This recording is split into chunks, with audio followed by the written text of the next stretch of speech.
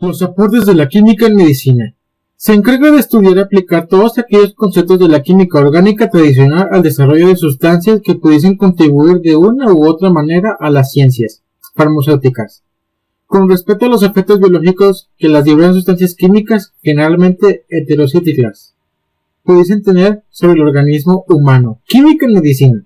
La química ha aportado a la medicina en los siguientes puntos: el desarrollo de nuevos medicamentos que contienen sustancias que actúan de forma especificada al agente infeccioso, y esto hace que nosotros nos veamos perjudiciados al ingerirlo. En saber cómo formular medicamentos según el medio en el que lo va a actuar. Por ejemplo, si actúa un medicamento en el estómago, este deberá resistir un pH ácido, o si actúa en el intestino delgado, soportar un medio alcalino.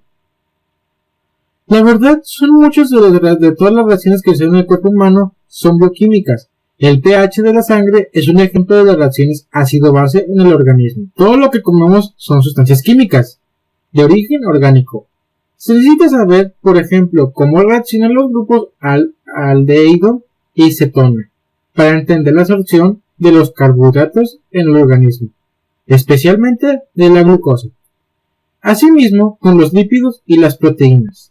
Los neurotransmisores son sustancias químicas que excitan las neuronas y permiten así la comunicación neuronal, es decir, que sin ellos la vida sería imposible. En cirugía, por ejemplo, el titanio es uno de los metales más usados especialmente en operaciones del cuello. La anestesia es otro de los ejemplos que te puedo dar. En histología, se necesitan ciertas sustancias químicas que den coloración a los tejidos para así poder observarlos. Soy Marcos Felipe Rocha Varela, mi matrícula es 1800142, grupo 168, equipo número 2. Usos del frío. Se refiere a la conservación de los alimentos en cámaras friogénicas de los grandes almacenes, tiendas y refrigeradores del hogar.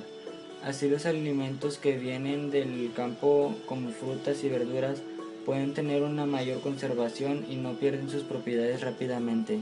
Envases o latas. Tanto en casa como en las industrias se busca el modo de conservar los alimentos y guardarlos. Esto se hace por medio de los envases. Ahora en la actualidad son muy usados los envases de plástico que deben de ser ligeros y resistentes y compuestos por diversas capas de film, diferentes cada una con propiedades y funciones diferentes, ya que estas capas evitan la pérdida de aromas y la entrada de luz. Cabe mencionar que los fertilizantes no son abonos para las plantas, aunque los dos existen encaminados al mismo fin. Son nutrientes de origen mineral elaborados por el hombre, en cambio los abonos son elaborados con la misma naturaleza. Comienza con los productos agropecuarios.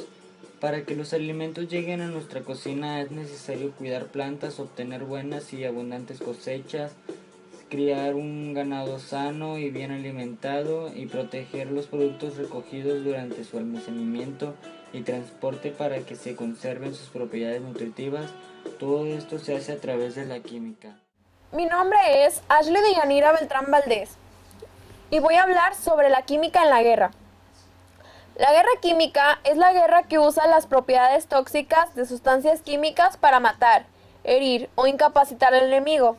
La guerra química es diferente del uso de las armas convencionales o armas nucleares, porque los efectos destructivos de las armas químicas no tienen ninguna fuerza explosiva. Las armas químicas se empiezan a usar habitualmente durante la Primera Guerra Mundial.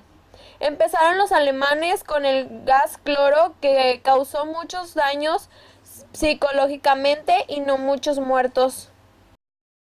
En 1971, los alemanes crean el gas mostaza, que es un líquido relativamente poco volátil y afecta a los pulmones, a la piel, a los ojos y además se adhiere a la ropa y material de guerra. Más tarde se prohibía el uso de armas químicas, pero no detenerlas. Entonces, los alemanes empezaron a almacenar estas armas, tabún y sarín, llamados agentes nerviosos, ya que interfieren con el sistema nervioso central. También se utilizó posteriormente armas químicas en la guerra de Irak e Irán en 1980. Un ejemplo de la guerra química temprana era el atrasado Edad de Piedra, 10.000 a.C., sociedades de cazador-gathering en meridional África, conocido como San. Utilizaron las flechas envenenadas, inclinando la madera, el hueso y las extremidades de piedra de sus flechas con los venenos obtenidos de su ambiente natural. Los factores químicos influyen en el cambio climático y el hombre como acelerador de este proceso. El calentamiento global es generado por la actividad química del hombre.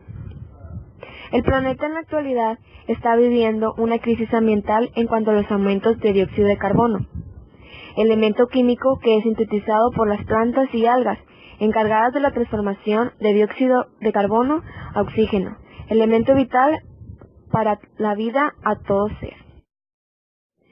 Son muchos los productores, las grandes y conocidas industrias, las que predominan la sobreproducción de este gas.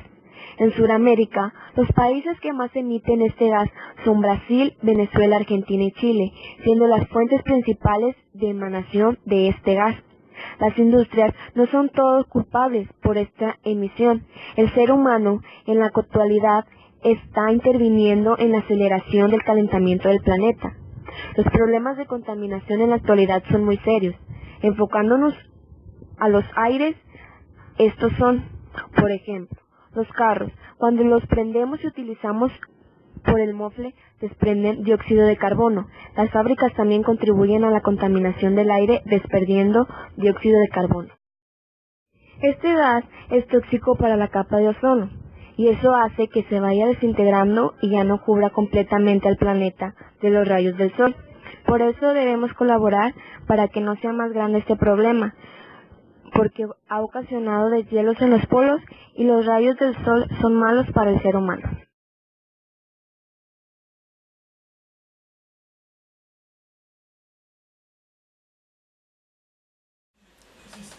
Hola, buenas tardes. Mi nombre es Adolfo David Hernández y hoy les hablaré del siguiente tema.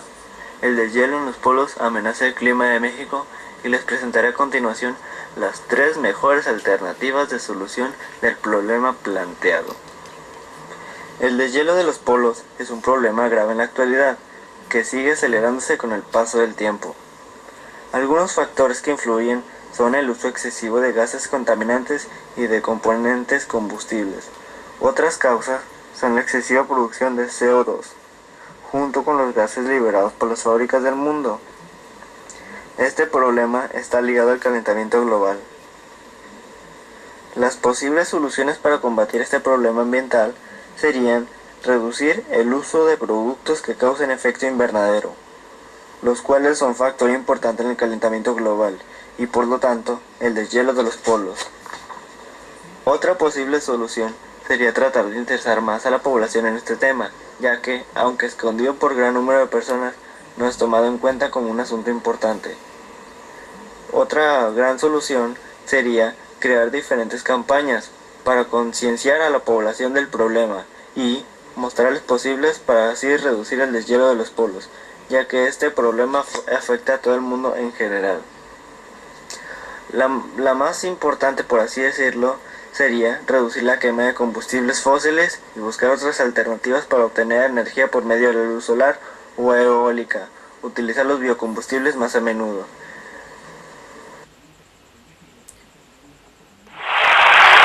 Hola, mi nombre es Mauricio Yair Salazar Pérez y voy a dar mi punto de vista sobre el deshielo en los polos amenaza el clima de México.